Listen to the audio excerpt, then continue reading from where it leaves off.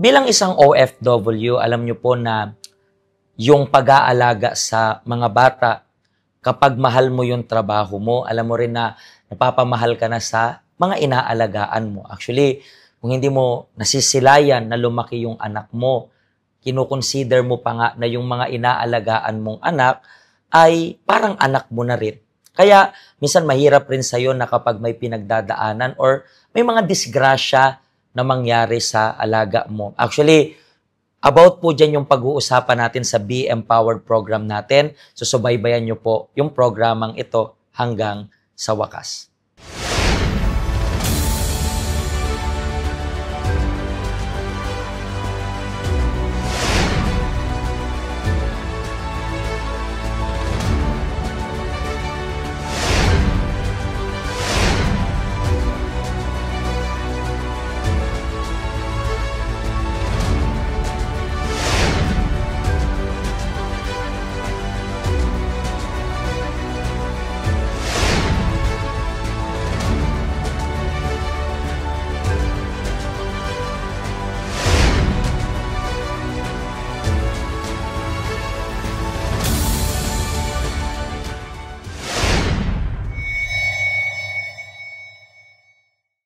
Kasama ko po yung special guest natin for today. Ano pong pangalan ninyo? Jocelyn Santiago. Ma'am Jocelyn, taga saan po kayo sa Pilipinas? Sa Cagayan Valley po. Cagayan Valley. So, Ilocano doon? Or Itawis po. Itawis. And gaano ka nakatagal na nag-work abroad? 6 years, Pastor. 6 years. Saang banda? Dito lang? Dito lang po sa home. Dito lang. Paano ka umabot sa point na gusto mong mag-abroad? Yung nakikita ko po kasi na magka-college na po yung anak ko, so wala po kaming extra income para pagdating sa college niya. Problema ko po kung ano yung gusto niyang kurso, baka hindi po namin maibigay kasi farmer po kami.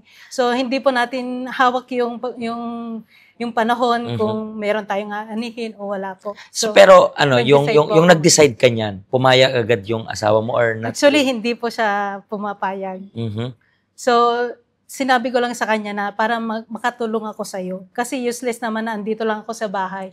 Malapit nang mag-college yung anak natin, sabi ko. So, pinayagan na rin po ako, Pastor. So, nakailang amo ka na rin dito? Bali, pangalawa po ito. Pangalawa. Itong pangalawa mo, nakailang contract ka na sa kanila? First contract pa lang. First contract? So, gano'ng katagal ka pa lang sa kanila? 4 years and a half po ako sa dati kong amo. 4 years and a half? Opo. Pero ano bang nangyari dun sa unang amo? Yung unang amo ko po, yung alaga ko napakakulit. Yung kakulitan po nila yung 4 years old tsaka 2 years old po yung mga alaga ko. So, nasa 30th floor po kami. So, ang ginagawa po, wala pong grills yung bintana po namin. Lagi po silang umaakyat. Tapos, nagbabato sila ng mga laruan po nila, Pastor. Tapos, nakakakyabit sila kahit ang higpit ng pagkasara na bubuksan po nila, kumukuha sila ng stool, tutungtong po sila doon para doon gagawin nila yung lahat ng mga laruan nila, libro, laruan na mabibigat. So, ang kinakatakutan ko po, Pastor, baka po may matamaan sa baba.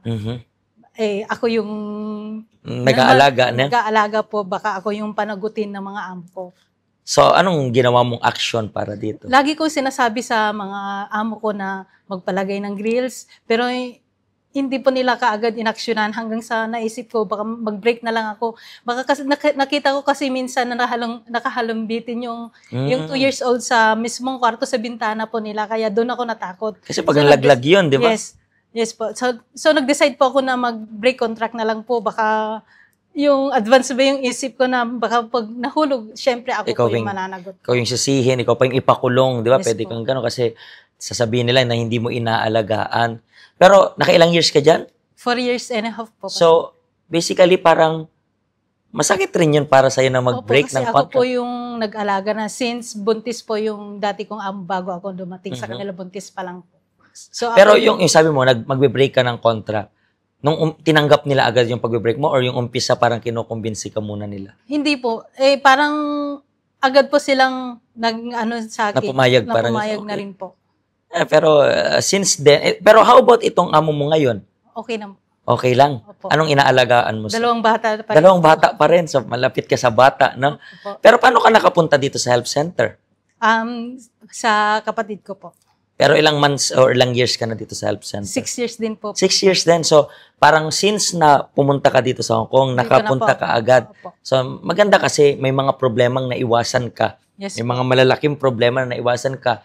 Pero bilang isang OFW, gaano ka helpful itong help center natin? Dito po sa health center, natutunan ko pong maghaba ng pasensya. Natutunan ko rin po yung paghawak ng finances ko, Mhm. yung kailangan may matira sa sahod ko para pag balang araw na magfo-for good na, meron akong kahit papaano meron akong gagamitin para sa kinabukasan. Actually, that's nice kasi maraming mga OFW dito na even though malaki yung kita, ina-adjust rin nila yung expenses nila. Imbis na ipunin, ina-adjust yung expenses, tumataas, nag-end up na walang matira. Hindi sila makapag-for good.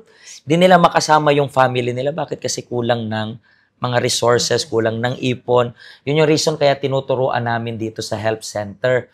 Yung mga tao sa pagbabudget. Di kami nangingialam sa pagbabudget, pero tinuturuan namin sila ng proper way kung paano sila makapag-ipon. Siguro nahihirapan ka makapag-ipon, siguro puno ka ng utang. Just visit yung help center natin. Believe me, katulad niya na natulungan siya kung paano i-manage yung finances niya, ganun rin yung gusto ng Diyos na gawin para sa inyo. Maraming salamat po sa pag-share ninyo ng story. I believe marami pong matutulungan ng mga tao na siguro nahihirapan mag-budget ng pera, 'di ba? Ikaw, hindi mo na naranasan yung mag-suffer ng sobra-sobra kasi nailapit ka agad sa Panginoon. So, ganun rin po para sa inyo. Maraming salamat po sa pagsubaybay ng ating program. At sa susunod po na episode, meron pa tayong interesting na story. God bless you po. Hello, ako po si Pastor Joshua, dito po sa UCKJ Help Center, dito po sa Hong Kong. At yung mga napanood nyo pong testimony, ay mga testimony ng mga OFW dito sa Hong Kong. Pero I believe makaka-relate rin naman kahit nasaan po kayong bansa. Basta OFW. Ang help center po natin ay walang pinipiling religion. Base na rin po sa name, Health Center.